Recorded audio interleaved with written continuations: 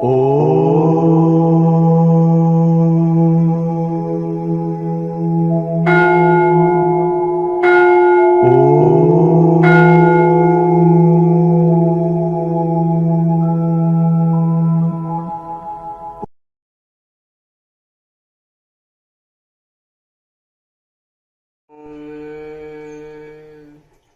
స్వరూపులైన మీ అందరి హృదయంలో ఉన్న చైతన్య రూపంలో ఉన్న పరమాత్మకి ప్రణమిలుతూ కేఎంసి ఛానల్ ప్రేక్షకులకి నమస్కారము.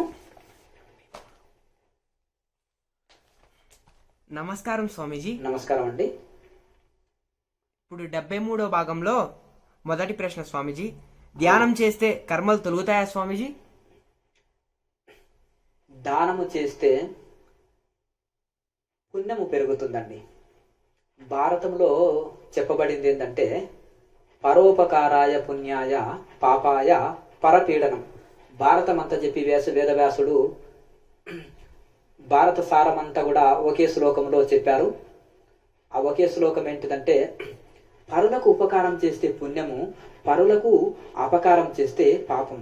అంటే సమాజంలో ఉండే ఏ ప్రజలకైనా ఏ జీవరాశికైనా మనము కీడు తలపెడితే, వాటికి దుఃఖం కలిగిస్తే, వాటికి హాని తలపెడితే అది గొప్ప పాపం అని చెప్పబడింది. అలాగే బ్రహ్మాండంలో ఉండే ఏ జీవికైనా సర్వ జీవరాశులకు ఏ కొంచెం మేలు చేసినా, ఏ కొద్ది మంచి చేసినా, ఏ కొద్ది సహాయం చేసినా అది మంచి చాలా పుణ్యం. పూర్వ పాపరాశిని కొంత వాటి ప్రభావం తగ్గిస్తుంది, కొంత ప్రభావం తగ్గిస్తుంది. ఇప్పుడు మనము ఎండలో పోతుంటే గొడుగు పట్టుకున్నాము, కొంత ఎండ ప్రభావం తగ్గుతుంది. ఎండలో పోతుంటే చెప్పులు వేసుకున్నాం, కొంత దాని ప్రభావం తగ్గింపబడుతుంది. అలాగే ఏదైనా అనుభవించక తప్పదు, పుణ్యము కానీ పాపం కానీ. పూర్వకాలంలో ఒక అతను అయితే పుణ్యబలం ఎటువంటిదంటే, నేను వారం తర్వాత ఏమి తింటానని ఒక ఋషిని అడిగాడు. ఋషికి దివ్యశక్తి ఉంది కనుక ఆ ఋషి వారం తర్వాత నువ్వు పంచభక్ష పరమాన్నాలు మంచి అద్భుతమైన భోజనము తీసుకుంటావు నాయన అన్నాడు. ఆ రోజు నేను ఉపవాసం ఉంటా, ఏం చేస్తారన్నారు. అంటే నా మాట తప్పడానికి వీల్లేదు నాయన అన్నాడట. ఓహో, ఈ ఋషి మాటని నేను అబద్ధం చేస్తానని అరణ్యంలోకి వెళ్ళి ఒక పెద్ద మర్రి వృక్షంలో కూర్చున్నాడు. అట్లకెళ్ళి పూర్వకాలంలో రాజులు మంచి 50 రకాల వంటకాలు చేసుకొని ఎద్దుల బండ్ల మీద వాళ్ళకి కట్నాలు కానుకలు వస్తాయి కదా పెళ్లికి, అవన్నీ తీసుకొని వెళ్ళిపోతున్నారు.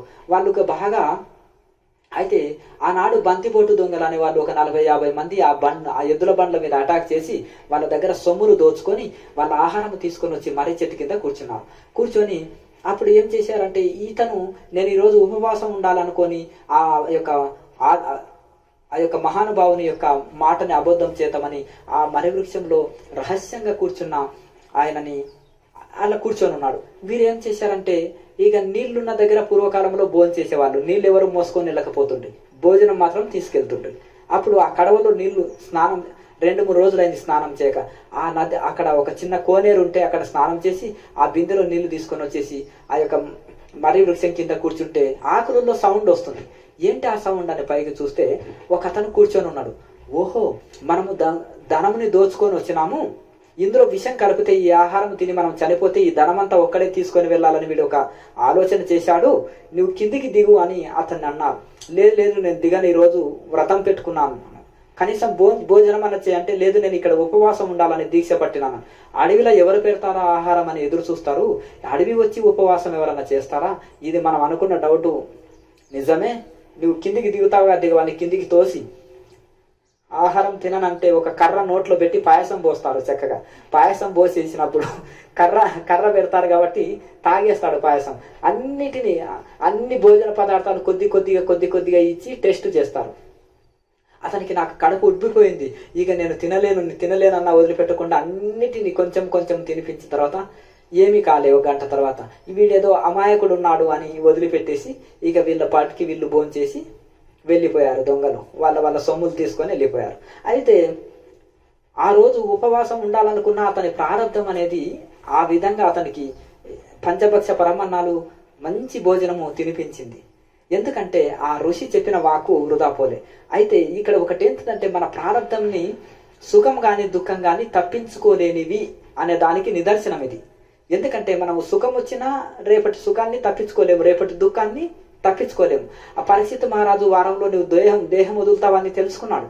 సాక్షాత్తు అభిమన్యుడు కుమారుడు, అలాగే కృష్ణ పరమాత్మ యొక్క మేనల్లుడు అయినప్పటికీ ప్రారంధము ఎవరిని విడవలేదండి.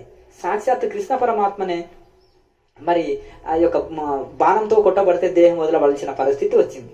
అలాగే ఇంకా గొప్ప గొప్ప ఋషులకి కూడా ఇవన్నీ ఉంటాయి కనుక సుఖం కానీ దుఃఖం కానీ ఎవరూ తప్పించుకోలేరు. అయితే మనం చేసిన పుణ్యఫలం ఎక్కడ పోదు, మనం చేసిన పాప ఫలం కూడా ఎక్కడ పోదు, మన వద్దనే ఉంటుంది. కనుక పూర్వ పాప ఫలముని కడుక్కోవడానికి ఇప్పుడు కొంత పుణ్యఫలం చేసుకుంటే మంచిదే. దానం వలన పుణ్యం వస్తుంది, అది ఎప్పుడు చేయవలసింది. దానం వలన ధనము శుద్ధమవుతుంది. ఉన్నవాళ్ళు దానం చేసుకోవచ్చు. దానముతో పాటు ధ్యానం కూడా చేసుకోవాలి. ధ్యానం ఎందుకంటే ముక్తి కలుగుతుంది, అలాగే ఆత్మ జ్ఞానం కలుగుతుంది. కొంత ప్రాణాయామ అభ్యాసం కూడా చేసుకోవాలి, మనసు శుద్ధమవుతుంది. ధ్యానం చేసుకుంటే ఆత్మకుండే ఆవరణాలు తొలగి చక్కటి ఆత్మజ్ఞానం కలుగుతుంది. ఆత్మజ్ఞానంతో ఇంకా అంత సుఖము శాంతి. అందుకనే ఈ దానం అనేది ఈ యొక్క నిష్కామ కర్మ కిందికి వస్తుంది. ఇక అలాగే ఈ ప్రాణాయామ అభ్యాసం మనోనిశ్చల కోసం చేస్తాం, ధ్యానం ఆత్మజ్ఞానం కోసం చేస్తాం. ఇవి అన్ని కూడా ఆచరించదగింది, ఇవన్నీ కూడా పుణ్యకార్యాలే. స్వామీజీ, సాధువులు దర్శనంతో లాభం ఉండునా? సాధువుల దర్శనంతో మహా ఋషులు గొప్ప యోగీశ్వరుల దర్శనంతో కొంత పుణ్యం ఉంటుంది. అది సాధూనాం దర్శనం పుణ్యం, స్పర్శనం పాపనాశనం, సంభాషణము కోటి తీర్థఫలం, వందనం మోక్షదాయకమని శాస్త్రంలో చెప్పబడింది. అది ఎవరికంటే ఆత్మజ్ఞానులైన ఋషులకే వర్తిస్తుంది. సామాన్యం ఏదో కాషాయం వస్త్రాలు వేసుకున్న వాళ్ళకి కాదు. గురు బ్రహ్మ, గురు విష్ణు, గురు దేవో మహేశ్వర అనేటే కూడా సామాన్య సాధువుకు వర్తించదు. ఒక ఆత్మజ్ఞాని అయిన ఒక ఋషికే వర్తిస్తుంది ఈ శ్లోకం కూడా. కనుక అటువంటి సాధు మహాత్ములు ఎక్కడున్నా అది తీర్థస్థలాలుగా మారిపోతుంది. బ్రహ్మం గారు ఒక్కరు జీవ సమాధి అయితేనే కందిమల్లాయపల్లి అనే చిన్న పల్లెటూరు అది ఒక తీర్థస్థలం అయిపోయింది. షిరిడి సాయిబాబా ఉండే ఆ షిరిడి అనేది ఒక మారుమూల కుగ్రామము.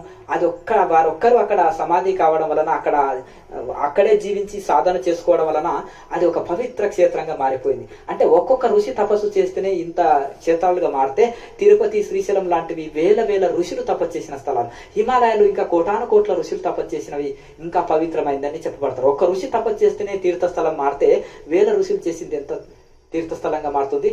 కనుక ఒక ఋషి ఎక్కడ అడుగు పెట్టినా పాతాళం వరకు పవిత్రమవుతుంది. ఒక్కొక్క ఋషి ఒక్కొక్క దగ్గర అడుగు పెట్టి అక్కడ ఏదో విగ్రహ ప్రతిష్ఠ చేసో అక్కడ ఏదో ఒకటి క్షణకాలం ధ్యానం చేసుకొని పోతేనే ఇది వ్యాస గుహ, ఇది వశిష్ఠ గుహ, ఇది ఆది శంకరాచార్యుల గుహ అని అక్కడక్కడక్కడ తీర్థయాత్రల్లో పిలువబడుతున్నాయి ఆ గుహల పేర్లు, ఆ యొక్క ప్రాంతాల పేర్లు. ఎందుకంటే ఆ ఋషులు కొద్ది కాలం అక్కడ ఒక సమాధి నిష్టలో ఒక్కరోజు గడిపిపోయినా అది పవిత్రమై అది ఒక తీర్థస్థలాలుగా మారిపోయి అవి ఇదవుతుంది. కనుక అటువంటి ఋషుల దర్శనము చాలా మేలు జరుగుతుంటుంది. కానీ చాలా మంది ఋషులు ఏం చేసేస్తారంటే ఎవరికి ఏమి బోధించరు, ఉపదేశాలు ఇవ్వరు. అయినప్పటికీ కూడా వాళ్ళ దర్శనంతో కొంత శుభం జరుగుతుంటుంది. కాకపోతే జ్ఞానే గుర్తిస్తాడు, సామాన్యులు గుర్తించలేరు ఆత్మజ్ఞానులని. అట్టి ఆత్మజ్ఞానుల దర్శనము ఎంతో మేలు జరుగుతుంది. వాళ్ళ జీవితాన్ని ఆదర్శం పొందాలి.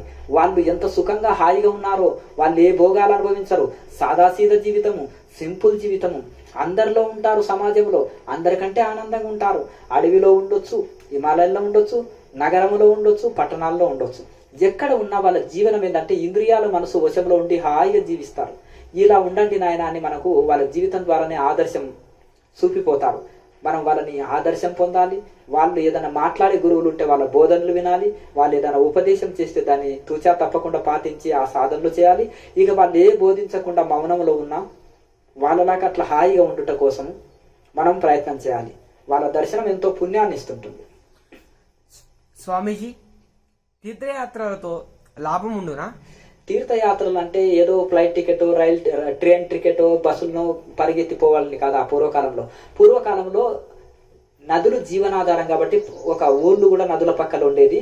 అలాగే ఋషులు కూడా ఏదో నదుల తీరంలో ఉండేవాళ్ళు, ఓ కొండ గుహల్లో ఉండేవాళ్ళు.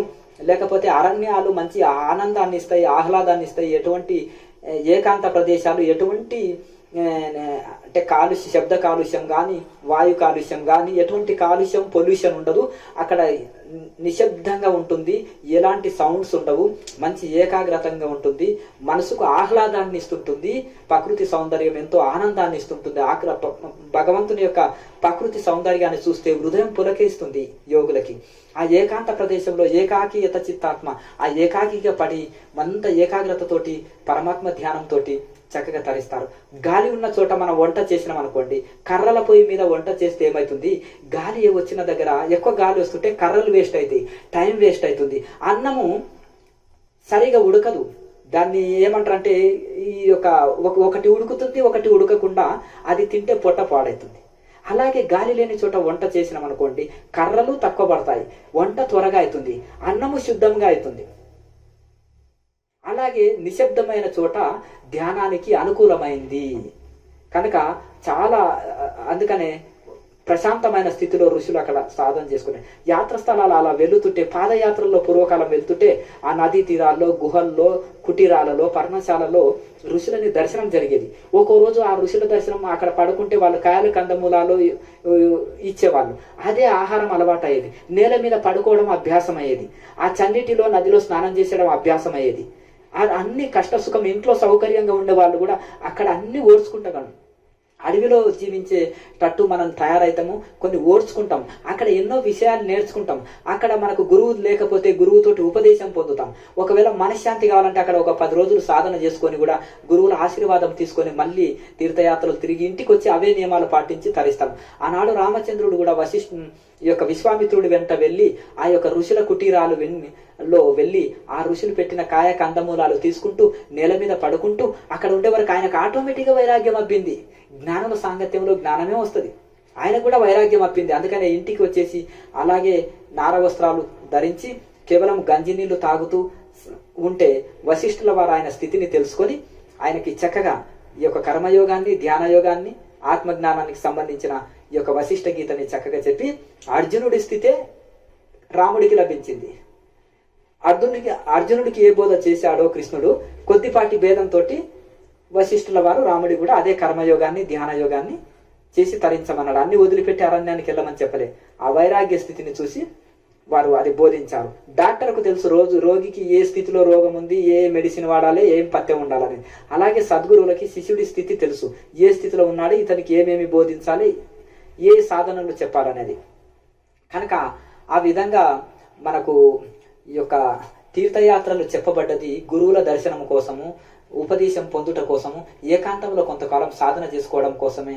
కానీ అక్కడ చక్కన పోయి లాడ్జిలో ఆగితిమి, హోటల్లో తింటిమి, దర్శనం చేసుకుంటే వస్తే లాభం లేదు. మన ఊళ్ళో గుళ్ళు లేవా, చెట్లు, గుట్టలు, పుట్టలు, పంచభూతాలు మన దగ్గర లేవా, కొండలు, గుట్టలు, బిల్డింగులు అంటున్నారు.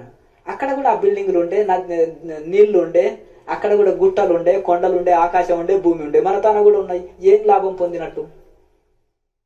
అట్లా మనకు ఆ యాత్ర ఫలం అనేది ఆ విధంగా ఇది ఉంటుంది. కనీసము సరే మనకు నడిచిపోవాలంటే ఇప్పుడు బిజీ ప్రపంచం అనుకోండి, అలా వెళ్ళిన ఒక 4 రోజులు ఏదో ఒక ఋషి ఆశ్రమాలను, ఒక అరణ్యములను, ఒక కుటీరములను అక్కడ ఆగి ఆ ఋషుల బోధ విని కొంతకాలం అనుష్ఠానం చేసుకొని రావాలి. అక్కడ అది ఆ గురువుల దగ్గర దీక్ష తీసుకున్నాక ఇంటికి వచ్చి అదే నియమాలు పాటిస్తే తరిస్తాం. అప్పుడే తీర్థయాత్రల యొక్క ఫలితం పొందుతాం. నదిలో కొన్ని జలంలో స్నానం చేస్తే, ఇప్పుడు కొన్ని నదీ తీరాల్లో గంగా ఉంది అంటే హిమాలయంలో, గంగా దోషులు నీళ్లు తాగినా మనకు ఆకలిని ఆపుతుంది. అలాగే వస్త్రాలకు సబ్బు పెట్టకున్నా చాలా శుద్ధమవుతాయి వస్త్రాలు. అలాగే స్నానం చేస్తే కూడా సబ్బు పెట్టనక్కర్లేదు, శరీరం చాలా తేలికగా అవుతుంటుంది, ఎంతో బరువు తగ్గినట్టు అనిపిస్తుంటుంది. అలాగే ఏమైనా చర్మ రోగాలున్నా, శరీరం పైన ఏమైనా దోషాలున్నా, శరీరంలో ఉండే ఇవన్నీ దోషాలు వెళ్ళిపోతాయి. ఆ గంగా స్వచ్ఛమైన నీళ్లు తాగిన శరీరంలో ఉండే అనేకమైన ఏమైనా సమస్యలు, ఆరోగ్య సమస్యలు ఉన్నా, ఏమైనా క్రిమినాశక కారకం అలాగే శరీరంలో కూడా శుద్ధమవుతుంది. కనుక అలాగే మనకు ఈ యొక్క అవన్నీ లభిస్తాయి మనకు తీర్థయాత్రల్లో. అవన్నీ మనము ఆ లాభం పొందుట కోసమే అవి చెప్పబడ్డవే. కానీ మనము ఏదో కాలక్షేపానికి వెళ్ళి వస్తే దాన్ని విహారయాత్ర అంటారు. స్వామీజీ, కుంభమేళాలు ఎందుకు చేస్తారు? కుంభమేళాలు ఆనాడు దేవతలు అమృతము, దేవతలు రాక్షసులు ఈ యొక్క అమృతం చిలికినప్పుడు ఆ యొక్క అమృతము ఒక 4 చోట్ల, ఒకటి ఏంటిదంటే ఒక 4 చోట్ల ఆ యొక్క 4 చోట్ల పడిందండి. అవే 4 చోట్లని కుంభమేళలుగా చేస్తాం. హరిద్వారు, అలహాబాదు, అది త్రివేణి సంగమము, అలాగే నాసిక్ త్రయంబకేశ్వరం, ఉజ్జయిన్ మహాకాళేశ్వరం. అయితే ఇక్కడ ఆ యొక్క గడియల్లో కరెక్ట్ కుంభ స్నానం అంటారు. కుంభం అంటే కడవ, లేదంటే మనం దాన్ని ఏమంటారు కలశం అంటాం. ఆ కలశంలో అమృత కలశంని పూజిస్తాం మనం. మనం పూజకు ముందు కూడా కలశాన్ని పూజిస్తాం. అలాగే ఆ కలశాన్ని పూజించి అక్కడ కలశ స్నానం చేసి ఆ యొక్క సంక్రాంతి నోడు మకర కుంభ స్నానం అంటారు. ఆ మకర కుంభ స్నానం చేస్తారు. అట్లా 4 స్నానాలు చేస్తారు. అలాగే సాధువులు ఏం చేసేస్తారంటే కొత్తగా దీక్ష తీసుకునే వాళ్ళకి కొత్తగా దీక్షలు ఇస్తారు. ఈ యొక్క ఎందుకంటే ఇప్పుడు బ్రహ్మచారులకు బ్రహ్మచార్య దీక్ష ఇస్తారు. అలాగే గృహస్థాశ్రమంలో ఉన్న వాళ్ళకి రామాయణ భారత భాగవతంలో ఉన్న శిక్షణలు ఇస్తారు. అలాగే ఎట్లా సాధనలు చేసుకోవాలి ఉపదేశాలు ఇస్తారు. వాళ్ళు సంసారంలో ఉండి ఎట్లా తరించాలనేది వాళ్ళకు తరుణోపాయాలు చెప్తారు. పురాణాల వాళ్ళకి పురాణాలు చెప్తారు. ఇంకా వాళ్ళకి కావలసిన శిక్షణలు ఇస్తారు. అలాగే సన్యాసులకు సన్యాస దీక్షలు ఇస్తారు. సన్యాసంలో శిక్షణలు ఇస్తుంటారు. అలాగే సనాతన ధర్మ రక్షణ కోసము అందరూ ఒక్కొక్క కుంభమేళ 2 నెలలు ఉంటుంది, ఒక కుంభమేళ 4 నెలలు ఉంటుంది. హరిద్వార్ కుంభమేళ అయితే 4 నెలలు తప్పకుండా ఉంటుంది. అలహాబాద్ కుంభమేళ 41 రోజులే ఉంటుంది. అట్లా ఆ కుంభమేళలో అక్కడ వాళ్ళకి శిక్షణలు ఇస్తారు. చక్కగా అన్నిట్లలో ట్రైనింగ్లు ఇస్తారు. ఆ యొక్క సనాతన ధర్మరక్షణ కోసం ఎక్కడెక్కడో అరణ్యాల్లో గుహల్లో ఉండే ఋషులు కూడా అక్కడికి కొంతమంది వస్తారు. అందరు కాదు, అందులో సిద్ధ పురుషులు వేళ్ల మీద లెక్క పెట్టేటోళ్ళు కొందరే ఉంటారు. నిరాహార యోగులు, 100 సంవత్సరాల వయసున్న వాళ్ళు, సిద్ధ పురుషులు, అష్టసిద్ధులు కలిగిన వాళ్ళు, గొప్ప గొప్ప మహిమాన్వితులు కూడా కొందరు ఉంటారు. వాళ్ళని అందరు గుర్తించలేరు. వాళ్ళు సామాన్య ఒక పిచ్చి వాళ్ళలాగానే ఉంటారు. అందరు భస్మమే పూసుకుని ఉండ్రి, అందరు దిగంబరంగానే ఉండ్రి. పురుషులందు పుణ్య పురుషులు వేరే. ఉప్పు కర్పూరం ఒకేలాగా ఉంటుంది. నిప్పు మీద వేస్తే ఉప్పు చిటపట అంటుంది, ఈ కర్పూరం జ్యోతి అయి వెలుగుతుంది. అలాగే కర్పూరం లాంటి జ్ఞానులు, జ్యోతి అయి వెలిగేటోళ్ళు కొందరు ఉంటారు. వాళ్ళని అందరు గుర్తించలేరు. కనుక ఆ విధంగా ఆ కుంభమేళ స్నానం చేసుకొని అక్కడ వాళ్ళకందరికీ శిక్షణలు ఇస్తూ, వాళ్ళు ఎక్కువ రోజులు ఉండరు, వచ్చి 1 పూట 2 పూటలే ఉంటారు. ఇంకా మిగతా మహానుభావులు కొంతమంది శిక్షణ ఇచ్చేటోళ్ళు 4 నెలలు ఉంటారు. కానీ సిద్ధ పురుషులు వస్తుంటారు, పోతుంటారు. సూక్ష్మ శరీరంలో రావచ్చు, శరీరంతో రావచ్చు. ఇక వాళ్ళు ఎట్లనైనా రావచ్చు, అక్కడ ఉండొచ్చు, పోవచ్చు, ఎట్లనైనా ఇది చేయొచ్చు. కనుక ఆ కుంభమేళల వలన సనాతన ధర్మరక్షణ కోసము మన యొక్క సనాతన ధర్మంలో పూర్వీకులు ఏ శాస్త్రాలని ఫాలో కావాలి, ఋషులు ఏ శాస్త్రాలని రాసి పెట్టారు, ఋషులు ఏ సాధనలు చేశారు, మరి మానవులకు ఏ సాధనలు చేస్తే శుభం జరుగుతుంది, మరి మానవుని జీవితం ఎట్లా తరిస్తుంది, ఆ తరుణోపాయము, ఇవన్నీ కూడా సత్సంగాలు, అడుగడుగున సత్సంగాలు, వచ్చిపోయే భక్తులకు అన్నదానాలు, వసతులు, ఇవన్నీ ప్రభుత్వం కూడా కొంత ఏర్పాట్లు చేస్తుంటుంది. స్వచ్ఛంద సంస్థలు వాళ్ళ ఏ గురువులు ఆ సంస్థ ద్వారా వాళ్ళే సొంత ఖర్చులు పెట్టుకొని టెంట్లు వేసుకొని అక్కడ కూర్చొని నిత్యం అగ్నిహోత్రము, వేద మంత్రాల ప్రకారం అగ్నిహోత్రము చేస్తూ చక్కగా భస్మి స్నానం చేస్తూ చక్కగా వాళ్ళు గంగా స్నానం చేసుకుంటూ చక్కగా వాళ్ళ నిత్య దినకర్మ, వాళ్ళ యోగాభ్యాసము, ధ్యానాభ్యాసము, పారాయణము, అలాగే శిష్యులకి బోధించుట, ప్రవచనాలు, సత్సంగాలు, వచ్చిపోయిన వాళ్ళకి భోజన వసతులు, ఇవన్నీ కల్పించుకొని ఏ సంస్థ వాళ్ళు వాళ్ళ శిష్యులకి వాళ్ళు ఏర్పాటు చేసుకుంటారు. ఇక అన్ని వసతులను ఇది చేసేసి సనాతన ధర్మరక్షణ కోసమని ఆనాడు పూర్వకాలం నుంచి కూడా వస్తున్న ఒక ఆచారం అండి ఇది కుంభమేళ అంటే. లోకా సమస్త సుఖినో భవంతు. ఓం